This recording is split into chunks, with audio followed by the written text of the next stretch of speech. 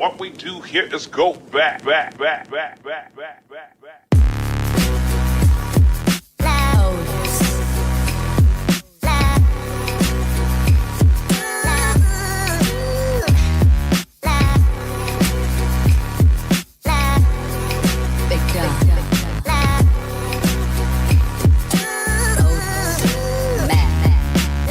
You're right, kids, it's ARK. And you heard right, that title isn't a mistake. Maybe you already know, skulking about in the shadows, shivering and ready for your next fix.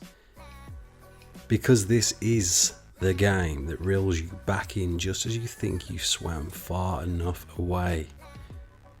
But let me back up a bit. So strap in, whip out that crack pipe, hit that subscribe button, and let's all get high together.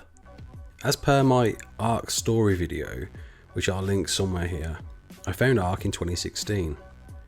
Prior to this, you could call me an avid gamer, buying the latest and greatest blockbuster bash that was front and centre of the hype train. I briefly ran a job working at a video rental store, and would laugh at the volume of World of Warcraft fans rushing in on DLC launch day to get their latest fix to a genre I'd never believed I'd find myself in. The MMO, the massive multiplayer online game, pre-2010, appeared to draw a demographic, or perhaps drew a demographic, of people clearly far too invested in a singular game, with a warped priority on a virtual world versus real life. A real need to play their game, and above all else, regardless of anything else. Perhaps spun somewhat by the early media stories you would hear of Joe Bloggs dying to never leaving his computer. So it, at least for me, never drew a drop of appeal. I would go on to play the latest big game out at the moment. Then Minecraft came out, arguably the daddy of many survival games we love today, and it unlocked an alternative door to the MMO. It had married survival, sandbox and online together in holy matrimony, that death could never do part. And so it began. Clone after clone, genre blends, spins, evolution. Many developers saw the magic and wanted their own trick, even developers that hadn't been created yet. Insert Studio Wildcard, founded in 2014 by Jesse and Jeremy, who formed a concept, seemingly inspired by the virtual Lego game, with a fresh recipe of survival, base building, exploration, online PvP, and of course, dinosaurs. ARK Survival Evolved was born, growing at an incredible rate as players from all gaming backgrounds found that they could adapt their competitiveness, skill, and perseverance to a game that rewarded effort by just staying alive. The sprinkle of narcotics came in the form of two lines: attachment and always online. Shaken together well in a cocktail supreme any newcomer didn't realise they had sipped. We built, we tamed, we explored, we met people from all over the world. A world not unlike our own, where we would decide if we could trust our neighbours to live in harmony along our humble street. Built from the ground up, through daily grinds of farming, building and breeding.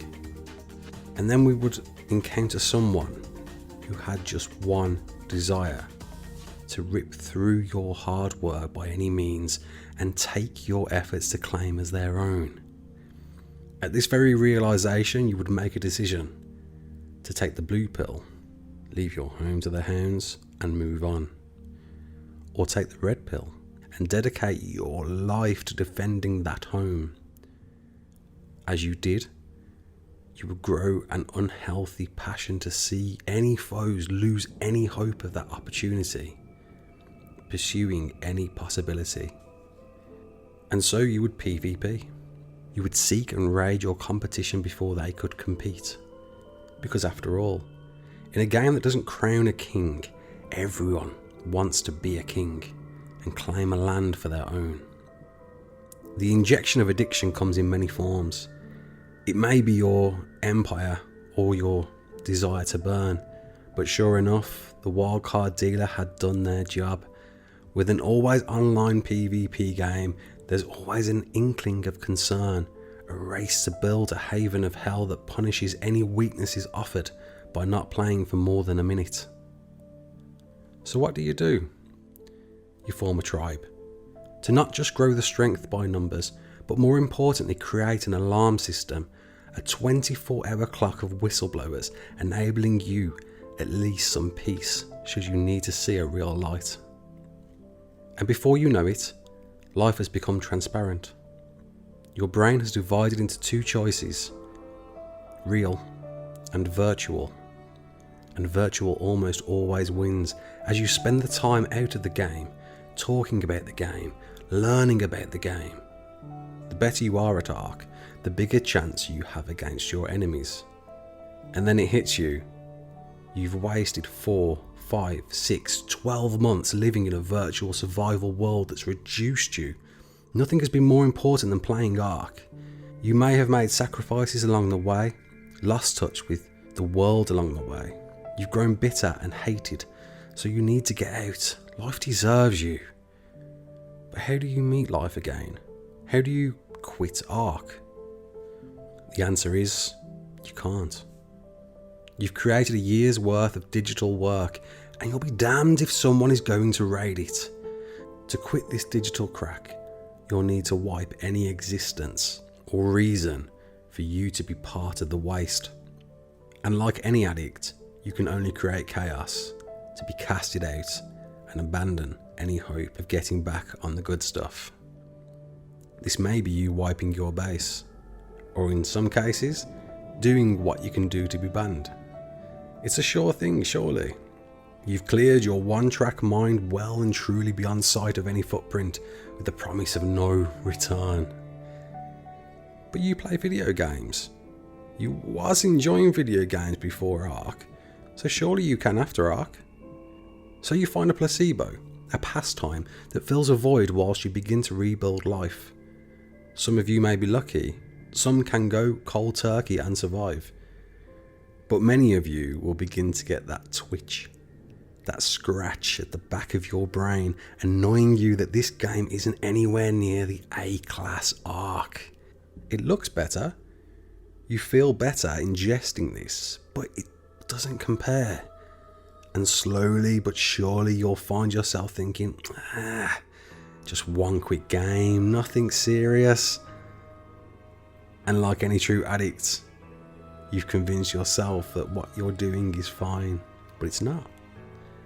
Another year has passed and you're still playing ARK. Now you might think this is it.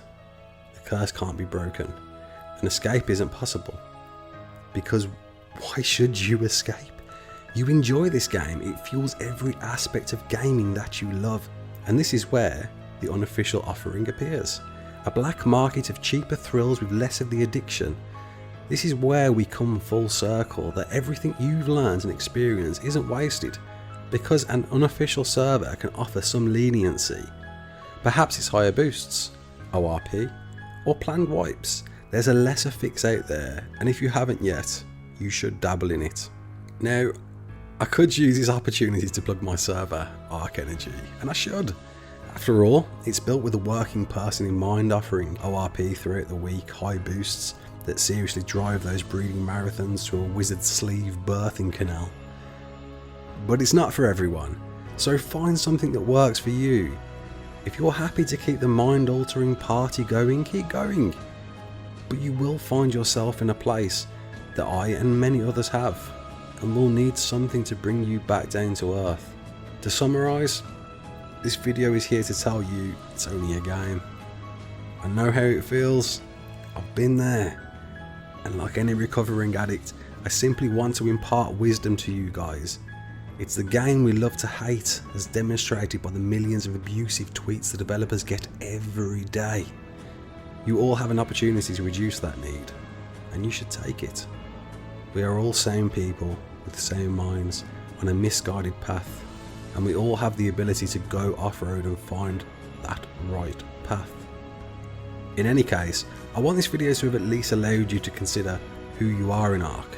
Remember, it's just a game, and all of the people you play with, friend or foe, deserve a GG now and again.